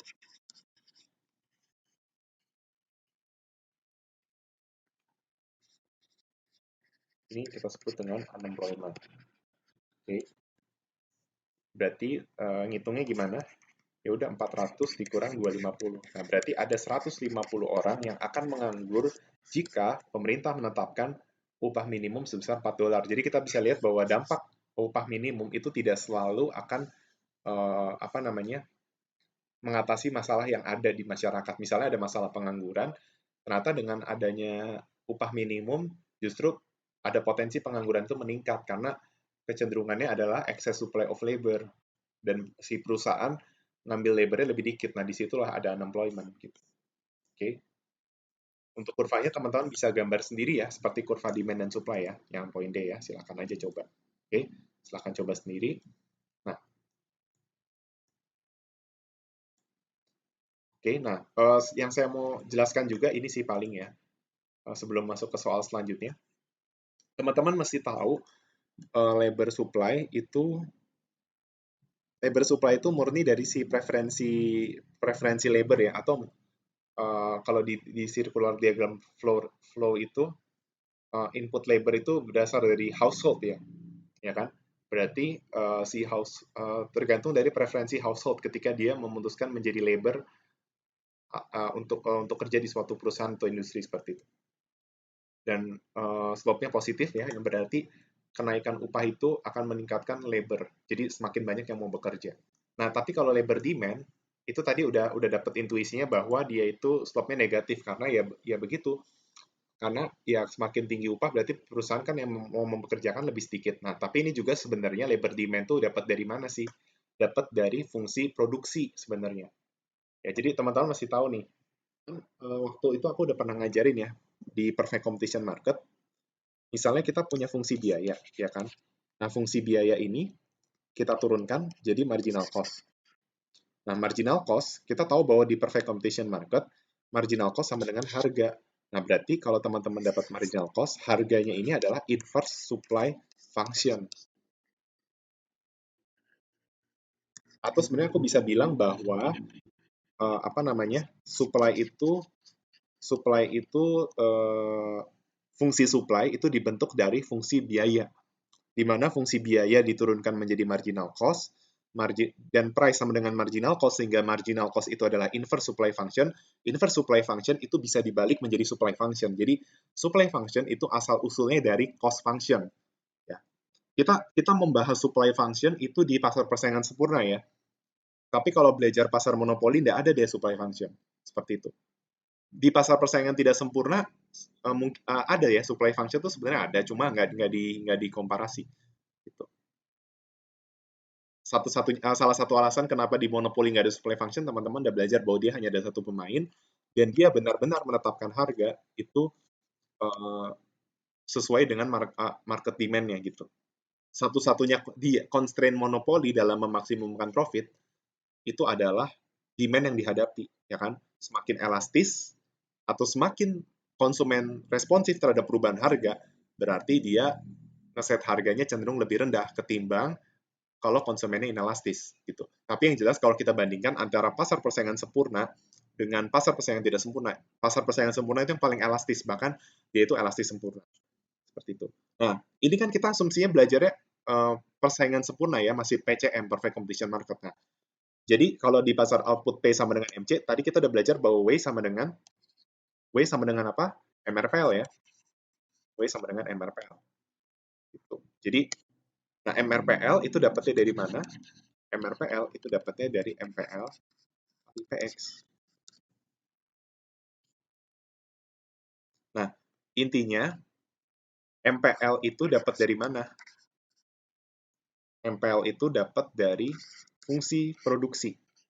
Taruhlah fungsi produksinya itu bisa seperti ini atau seperti ini. Ya, misalnya ini kan asumsinya dia short run ya, jadi capitalnya fix. Kalau ini long run, capitalnya nggak fix. Jadi mungkin kalau secara apa namanya alurnya itu, jadi ini kita punya fungsi produksi diturunkan jadi MPL. Nah, MPL terus kita kan nemu harga input. Nah, harga ini kan pasar persaingan sempurna ya, jadi harga itu konstan. Nah, dengan harga yang konstan dikalikan MPL itu jadi ada MRPL. Nah, nanti MRPL itu untuk di pasar persaingan sempurna untuk nentuin upah. Nah, tapi intinya kan tadi teman-teman belajar ini ya, labor demand itu fungsinya kurang lebih seperti ini. A min, misalnya labor demand itu min 50W plus 500, jadi A min BW misalnya. Kan ya A min BW. Nah, ini tuh dapatnya dari mana? Nah, dapatnya tuh dari sini sebenarnya. Ini tuh dapatnya dari pertama-tama dari jadi gini. MRP kan pertama-tama kita punya fungsi produksi. Ya, alurnya seperti ini. Kita punya fungsi produksi, lalu kita turunkan jadi MPL. Nah, MPL yang juga adalah fungsi dari L, ini bisa kita cari MRPL, ya, di mana dia itu adalah MPL kali PX. Nah, berarti kan MRPL masih fungsi dari L. Nah, ini MRPL ini yang mengandung L itu adalah adalah fungsi wage gitu. Jadi kita dapat, nah, dari wage labor, nah ini baru di inverse. Ini di inverse. Jadi seperti ini. Jadi labor demand function itu dapatnya dari inverse wage function gitu. Ya, jadi pertama kita punya fungsi produksi. Teman-teman tolong perhatikan nanti kalau misalnya ada soal, kalian disuruh mencari labor demand dari fungsi produksi itu ada tahapannya. Jadi misalnya punya fungsi produksi, diturunkan jadi MPL, MPL bikin ke MRPL dengan cara apa? Dengan cara MPL kali PX. Terus setelah dapat, itu adalah fungsi dari wage-nya atau inverse labor demand function atau wage function. Nah, wage function-nya itu atau inverse labor demand-nya dibalik jadi labor demand function. Gitu. Jadi teman-teman bisa mencari labor demand dari fungsi produksi. Mungkin saya akan coba kerjakan langsung ya biar maksudnya dicontohin aja nih. Misalnya ini nih misalnya nih soal kita langsung loncat aja ke soal nomor 4 dulu ya. Nah, misalnya kita punya langsung aja kita kerjain soalnya ya. Ini kita soal nomor 4 ya. Ceritanya ada suatu negara Nangoria, dia punya 20 kompetitif seblak restoran ya. Ini PCM. Nah, masing-masing seblak itu harganya $2. Dimanapun semua harganya $2 kan PCM-nya. Nah, ini adalah fungsi produksinya. Fungsi produksinya. Nah, MPL ini dapatnya dari turunan Q terhadap L. Ya, kan 100 L diturunkan jadi 100. L kuadrat diturunkan jadi 2L ya. Seperti itu. Nah, sekarang ditanya, what is each restaurant labor demand function? Seperti itu. Nah, berarti ini ikutin caranya. Pertama dari Q turunin ke MPL. Nah, itu udah dilakukan sama di soalnya ya. Ini saya menjawab soal nomor 4.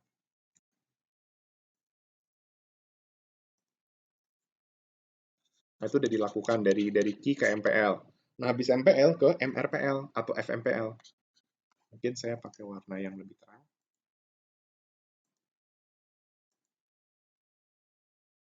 Nah, MRPL sama dengan MPL dikali PX. Nah, kita mesti tahu bahwa PX-nya itu adalah $2. Ya, jadi, apa namanya,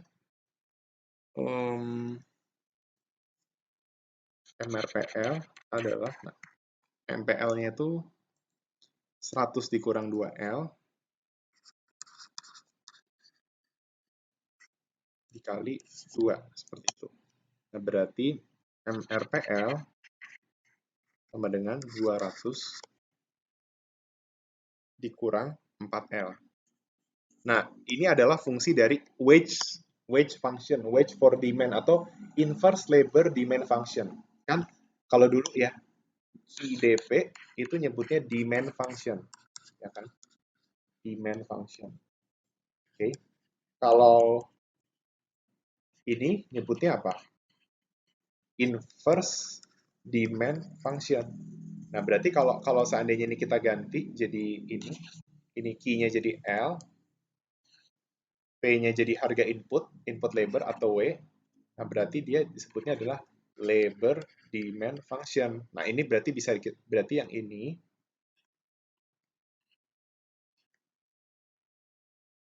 bisa kita sebut inverse labor demand function seperti itu. Ya, jadi kita dapat MRPL 200 sekarang 4L. Nah, ini adalah nih tadi inverse labor demand function bisa aja ya. Nah, kita inverse jadi labor demand function jadi LW. Nah, cara nginverse-nya gimana? Ya kan bikin aja 4L sama dengan 200 dikurang W kan. Berarti labor demand function itu adalah 50 dikurang 0,25 W. Ini adalah labor demand function-nya.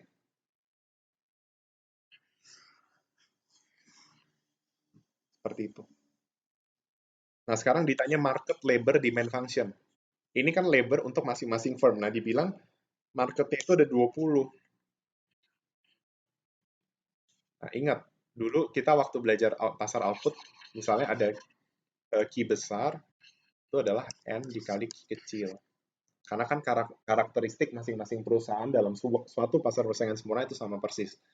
Nah, berarti kalau konteksnya labor, ini juga bicara tentang perusahaan, tapi kan dari sisi ininya kan, inputnya kan. Berarti ini tuh jadi L kecil, ini jadi L besar. Oke. Nah, berarti ini dikalikan dengan 20 gitu.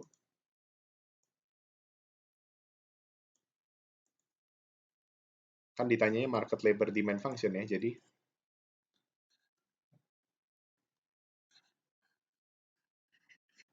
itu adalah 20 kali ini, berarti 1000 dikurang 0,25 dikali 200 itu 50 W. Nah, ini adalah market labor demand function. Seperti itu. Oke. Jadi seperti itu yang soal B ya. Nah, teman-teman, baru soal A ya. Iya masih A. Nah, sekarang soal B. Nah, ini bedanya kalau yang di B itu dia harusnya kan ada labor supply-nya juga ya. Nah, tapi dia ini labor supply-nya udah dikasih tahu, pokoknya intinya ada 200 pekerja aja. Itu. Ya. Oh, dibilangnya inelastically. Jadi intinya mungkin kondisinya kalau di Namoria semua orang mau bekerja gitu, atau yang bekerja ya itu juga gitu. Jadi mau berapapun upahnya intinya yang bekerja ada 200 orang. Gitu. Itu yang mau disampaikan ya. Namoria punya 200 pekerja ya kan. Terus suruh cari kalau ada 200 pekerja, si masing-masing perusahaan itu mau bayar upah berapa dan berapakah worker yang mau di hire. Ininya oh, worker yang di hire masing-masing perusahaan. Jadi kan kita tahu nih ada 200 worker, itu di market itu ada 200. Nah, masing-masing perusahaan berapa? Nah, berarti ini simple nih. Kan kalau pasar persaingan sempurna itu kondisinya ceritanya semua pasar atau semua perusahaannya sama ya. Berarti jumlah workernya pasti nanti 200 bagi 20. Jadi masing-masing perusahaan itu ada 10 worker. Itu gampang. Oke. Terus intinya kita nyari profit. Oke. Nah, mulai dari ini dulu, dari labor supply dulu. Labor supply-nya itu 200. Oke. Nah, kita mau mencari tingkat upah. Iya ya tingkat upah ya. Oh iya, ya benar tingkat upah. Nah, berarti kita cari kondisi equilibrium, yaitu ketika labor demand sama dengan labor supply. Berarti 1000 kurang 50W sama dengan 200. Berarti 50W sama dengan 800 ya. Benar ya? Oh ya, sorry. 0,25 dikali 20 bukan 50 tapi 5 ya, maaf. Oke. Berarti ini juga 5. 5W, nah ini 5W juga. Dapatlah wage equilibrium-nya itu $160. Seperti itu. Oke. Terus berapakah jumlah labornya? Ya udah, berarti labor di market dibagi jumlahnya kan. Nah, di market ada 200, pasarnya 20. Berarti masing-masing perusahaan itu ada 10 unit labor. Jadi upahnya $160 per labor dan labor yang dipekerjakan masing-masing perusahaan itu $10. Nah, kalau kita mau cari profit dari masing-masing apa sih nyebutnya itu masing-masing restoran, berarti caranya adalah, nah profit itu rumusnya apa? P, berarti total revenue dikurang total cost. Nah, di sini asumsinya total cost-nya itu adalah hanya mempekerjakan labor saja. Jadi dia fungsi total cost itu W kali L. Sedangkan TR itu adalah P kali Q. Jadi P kali Q kurang W kali L. Seperti itu. Oke. Nah, tadi kita udah tahu harga dari si apa namanya? Komoditasnya atau seblaknya itu $2. Nah, Q-nya itu adalah fungsi produksi, yaitu 100L kurang L kuadrat. Oke, jadi seperti itu. 100L kali L. Bener ya, harganya itu 100L kurang L kuadrat dikurang W, W-nya itu sebesar 160 kalikan L. Ya udah tinggal diganti aja L-nya itu jadi, nah kita tahu bahwa masing-masing perusahaan labornya ada 10. Ya, nanti masukin nih 2 kali 1000 kurang 100 ya kan, kurang 160 kali 10 itu 1600. Oke, berarti 1800 kurang 1600 hasilnya adalah $200. Jadi masing-masing perusahaan yang mempekerjakan 10 labor itu akan mendapatkan profit sebesar $200. Seperti itu. Oke. Nah, untuk C dan D teman-teman bisa coba kerjakan sendiri ya. Jadi kalau C dan D ini ceritanya harganya dirubah jadi $4. Terus kalau yang D harganya turun jadi $2, cuma ada bencana yang menyebabkan apa namanya? Menghancurkan half ya, setengah dari seblak restoran gitu. Oke. Jadi nanti kurang lebih di yang D ini fungsi produksi yang baru itu adalah setengah dari fungsi produksi yang lama. Karena setengah dari kan ini kan market ya, market market dari si ini ya kan, market for seblak. Jadi apa namanya? Kalau half-nya hilang, logikanya gini. Kalau key-nya mula-mula 50, kan key itu dibentuk dari kumpulan key ya. Misalnya ada key adalah key 1 plus key 2. Taruhlah key 1 sama key 2 itu sama-sama 50 min P, seperti itu. Ya kan? Berarti kan key besarnya itu adalah 100 min 2P. Nah, berarti kalau misalnya yang key 2-nya kita ilangin, itu sama aja kayak setengah dari ini. Atau 50 kurang P. Nah, berarti ini juga sama. Yang poin D, intinya kamu, kalau yang C, kamu bikin P-nya jadi 4. Nah, tunjukin nanti teman-teman akan dapat profitnya itu turun. Kalau nggak salah sebesar $100 ya. Nah, saya coba cek dulu. Ya, yang C itu, oh enggak. Yang C ketika harganya naik $4, profitnya naik jadi $400. Secara logika masuk akal, harganya naik 2 kali lipat. Nah, tapi kamu bisa buktiin nih, kalau di poin C, kamu kerjain di poin B, tapi bedanya harga outputnya jadi $4 gitu. Atau naik 2 kali lipat. Sedangkan yang D itu harganya balik ke $2, tapi fungsi produksi yang baru itu adalah setengah dari key yang lama. Kamu cari kondisinya gimana, seperti itu. Oke? Jadi sepertinya nomor 4 cukup jelas ya. Saya kasih kesempatan buat teman-teman yang nanti bisa ngelengkapin C dan D. Ini saya kasih waktu screenshot 7 detik ya. Oke, udah ya. Nah, sekarang kita akan bahas soal untuk nomor 5 mungkin kita bahas sekilas ya nomor 5 ya. Karena kita masih ada soal nomor 2 dan 3. Oke, saya akan bahas sekilas nomor 5. Nanti kalau misalnya saya nggak selesaikan, teman-teman bisa selesaikan sendiri. Oke. Nah, ini intinya sebuah perusahaan di Jepang ya harga outputnya $3. Oke. Nah, terus disuruhnya melengkapi tabel gitu. Nah, kita udah tahu MPL itu adalah delta Q per delta L. Ya kan? Nah, berarti teman-teman cari aja nih. Kan logikanya lebarnya ditambah terus satu gitu kan. Nah, ini kalian cari tambahan outputnya berapa. Tambahan output ketika nambah labor, berarti kayak selisihnya aja. Ini kurang ini 30, ini kurang ini 50, ini kurang ini 30, ini kurang ini 25. Nah, sekarang kita nyari outputnya. Nah, bayangin nih sekarang katanya dengan menggunakan 5 worker atau dari 4 ke 5 worker itu nambah 20 unit barang. Berarti logikanya kalau sekarang 100 sebelumnya 135 berarti sekarang itu 155 gitu. Nah, 155 ke 70 itu berarti 15.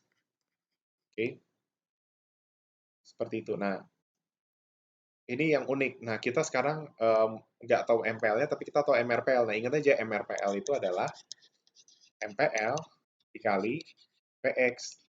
Nah, kan harganya $3. Berarti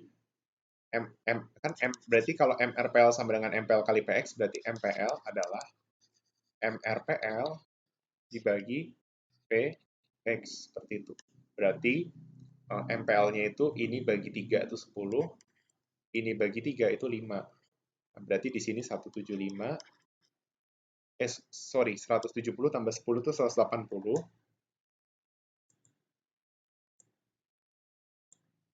180 tambah 5 jadi 185. Oke, jadi seperti itu. Total revenue-nya gimana? Nah, total revenue price kali quantity ya. Ini kuantitinya segini, nah dikaliin sama $3. Ya udah ini dikali 3 ya. Jadi 0, 90, 240, 330, dan 330 ini 405, 465, ini 510, ini 540, dan ini adalah 555. Kurang lebih seperti itu. Nah, MRPL, nah sebenarnya MRPL itu intinya kalian bisa mencari dengan cara MRPL kalian bisa kan logikanya gini. Ini kan fungsi produksinya hanya dipengaruhi oleh labor kan. Berarti nah PR itu adalah P dikali Q, di mana Q-nya itu adalah Q labor. Nah, jadi sebenarnya MRPL itu adalah delta TR terhadap delta labor kan. Nah, jadi kita sebenarnya bisa nyari selisih TR untuk dapat MRPL. Jadi misalnya dari sini kurang ke sini itu dapat MRPL. Misalnya gini, dari 0 ke 90 berarti ada nambah 90.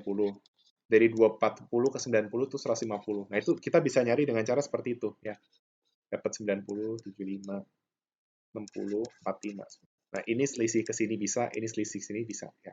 Tapi kita juga bisa mencari nilai MRPL dengan cara apa? Dengan cara kita mengkalikan MPL dikali PX. Hasilnya pokoknya sama ya. Aku ambil contoh aja nih misalnya. Misalnya MPL-nya 25. Oke, wait. Ya MPL-nya 25. Nah, kita tahu bahwa harga outputnya itu $3. Nah, makanya ini MRPL-nya jadi 75. Nah, intinya MRPL itu adalah ini dikali 3. Hasilnya pasti sama aja ya. Oke, seperti itu. Nah, terus misalnya disuruh mencari berapa sih jumlah pekerja yang harus di-hire kalau wage sama dengan $40, terus kalau wage sama dengan $55 seperti itu. Ya. Nah, ini pakai clue ini, wage sama dengan MRPL. Ya. Nah, nanti ini saya kasih clue nih. Kan dikasih wage sama dengan 40. Nah, harusnya kamu cari yang MRPL-nya 40. Tapi di sini kamu nggak akan nemu yang MRPL-nya 40. Berarti apa yang harus dilakukan? Yang harus dilakukan kamu cari yang mendekati 40. Yang mendekati 40 itu adalah ketika mempekerjakan 7 labor dengan MRPL 30 dan mempekerjakan 6 labor dengan MRPL 45. Nah, gimana saya bisa nentuin makai 6 labor atau 7 labor?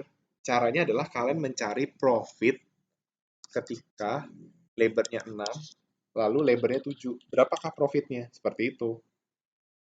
Kalau profitnya lebih tinggi nanti jawabannya lebih tinggi yang labornya 6. Gitu. Oh, biasanya kan harusnya W sama dengan MRPL. Nah, berarti ini kan sama aja kayak W dikurang MRPL sama dengan 0 ya. Nah, berarti kalian cari yang mendekati 0. Nah, ini yang lebih dekat ke 0 tuh, ini kan ini kurang MRPL 5 ya, ini 10. Nah, berarti ini yang lebih mendekati 0 yang 6 labor. Makanya yang dipilih 6 labor seperti itu. Nah, masalahnya bagaimana kalau selisihnya sama? Nah, kalau selisihnya sama tetap harus dikomparasi gitu. Makanya alangkah baiknya sekalipun kalian tahu, oh ini yang lebih mendekati 6 labor, tetap aja dicoba ya untuk memastikan bahwa memang benar MRPL itu jatuh di 6, bukan 7. Seperti itu. Sama nanti ketika wage-nya 55, kalian cari yang MRPL-nya itu mendekati 55. Ya, dalam kasus ini kita bisa lihat yang mendekati 55 itu adalah 45 dan 60. Nah, secara itu yang lebih mendekati yang 60 ya, karena selisihnya 5 dengan 55. Oke. Kalau dengan 45 itu selisihnya 10. Oke. Sama suruh ngitung profitnya seperti itu, oke. Nah, ini juga jawabannya 5 labor. Nah, 5 atau 6. Nah, ini jawabannya juga 5 ya. Oke. Nah, sekarang yang poin E. Poin E itu intinya diubah aja wage-nya jadi $40. Ya, jadi kamu kerjain aja kayak tadi tabelnya tapi diganti harganya wage-nya jadi $40. Itu aja sih intinya. Wage-nya jadi $40 berarti apa namanya? Iya, iya Kak, wage-nya $40, harganya tetap 3. Nanti nanti ininya berubah nih. Ya, seperti itu. Tapi gini gini. Dengan mengadopsi teknologi baru maka output itu jadi doubles. Tapi wage-nya harus 40. Nah, berarti logikanya nanti ini tuh jadi berubah jadi seperti ini. Oke. Ini itu jadi berubah seperti ini.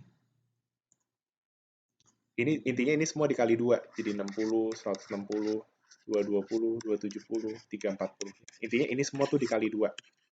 Nah, tapi wage-nya diubah jadi $40. Seperti itu. Nah, terus nanti kamu cari ketika MRPL-nya 40. Nah, kamu nggak akan nemu juga. Nah, cari yang mendekati. Jawabannya itu ketika labor-nya 7. Nah, nanti dapat antara 7 sama 8. Yang 7 itu MRPL-nya 60, yang 8 itu 30. Tapi yang dipilih yang labor-nya 7. Gitu.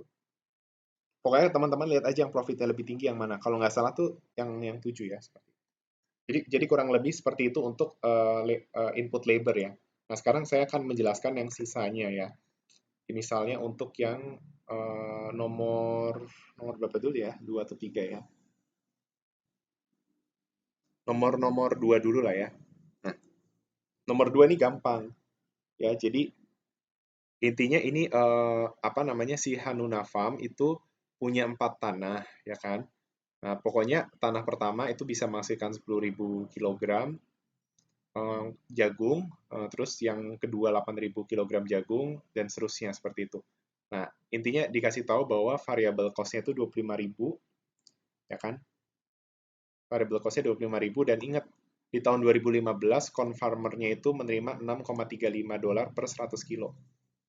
Nah, intinya kamu kayak ngebandingin antara yield-nya dengan yang dihasilkan.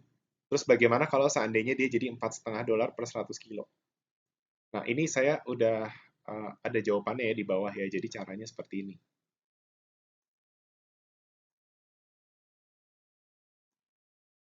Nah, jadi teman-teman bikin annual yield-nya, nah dibikin harganya 6,35. Artinya ini bisa kita bilang kayak berapa sih yang dihasilkan dari yield dan variabel. Jadi gini, kan tanah itu sebagai dia itu bisa fix bisa variabel, tapi intinya per tanah itu ngeluarin $25.000. Nah, logikanya kan kita bakal make yield-nya kalau menguntungkan kan. Nah, misalnya kita butuh yield satu yang bisa menghasilkan 10.000, itu variable cost-nya 25.000. Nah, sebaiknya saya buka yield-nya atau enggak? Tergantung dari yang saya apa? Sebaiknya saya buka tanahnya atau enggak? Bukan yield. Yield itu kan yang dihasilkan ya. Sebaiknya saya buka apa namanya? Sebaiknya saya buka field-nya atau enggak? Nah, jawabannya tergantung dari selisih antara yang dihasilkan dengan variable cost-nya. Selama yang dihasilkan lebih gede dari variable cost, buka. Berarti field 1 buka, ini lebih besar, field 2 buka, ini masih lebih besar, field 3 buka. Nah, field 4 itu cuma ngasilin 19.050, padahal keluar 25.000 uang. Nah, berarti di field keempat nggak usah. Nah, berarti pada kondisi harga $6,35 pakai 3 field. Nah, kalau harganya 4,5, cuma pakai 2 field tuh. Kan? Besar. Nah, ini udah nggak menguntungkan. Jadi cuma field 1 sama field 2 seperti itu. Oke. Kalau soalnya seperti itu. Nah, sekarang soal yang capital. Nah, ini ada cara pengerjaannya ya. Jadi intinya teman-teman urutin dulu nih ya. Ketika teman-teman dapat estimated of return, itu teman-teman urutin dulu. Urutin dari yang tertinggi ke terendah. Oke. Mungkin saya bikinnya langsung di sini aja ya biar teman-teman jelas.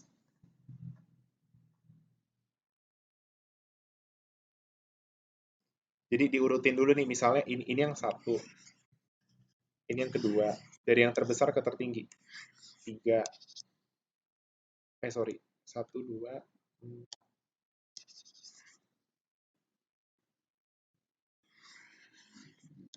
3, 4, 5, 6. Nah, ini nanti kayak diakumulasiin gitu. Misalnya yang pertama itu 20%, 250 juta. Nah, selanjutnya itu 18%, itu adalah 250 tambah 350 gitu. Berarti 600. Ya kan? Terus yang ketiga itu adalah 15%.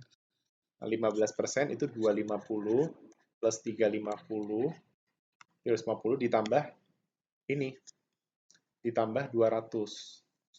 Hasilnya 800 gitu. Terus nanti yang misalnya yang keempat, itu akumulasi 800 tambah 300, itu 1,1 juta gitu. Nah, nanti kayak gitulah lakuinnya. Nah, nanti kurvanya jadi seperti ini. Tuh. Jadi ini adalah akumulasi masing-masing dah. Ini misalnya tadi yang proyek 250 tuh 20%. Nah, berarti dia bikin garis seperti ini dari 20 ke 18. Tapi ketika yang kedua itu akumulasi 600 berarti bikin dari 18 ke bunga setelahnya yaitu 16 apa 15. Gitu. Nanti kurvanya jadi seperti ini.